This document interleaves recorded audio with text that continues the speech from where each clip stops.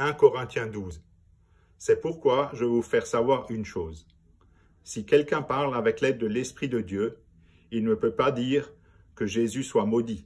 Et sans l'aide de l'Esprit Saint, personne ne peut dire Jésus est le Seigneur.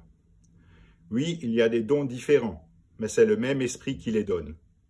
Il y a des façons de servir différentes, mais on sert le même Seigneur.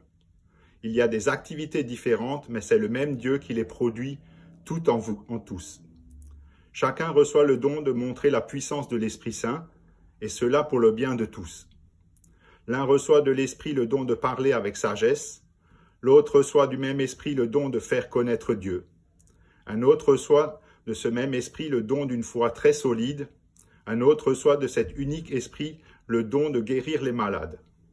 Un autre peut faire des actions extraordinaires, un autre peut parler au nom de Dieu, un autre sait faire la différence entre ce qui vient de l'Esprit Saint et ce qui ne vient pas de lui.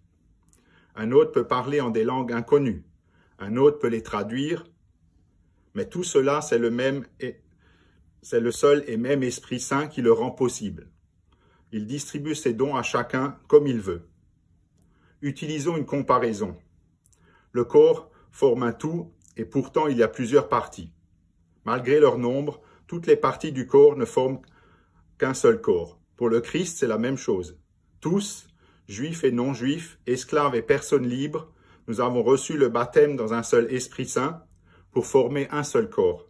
Nous avons tous bu à la source de cet Esprit unique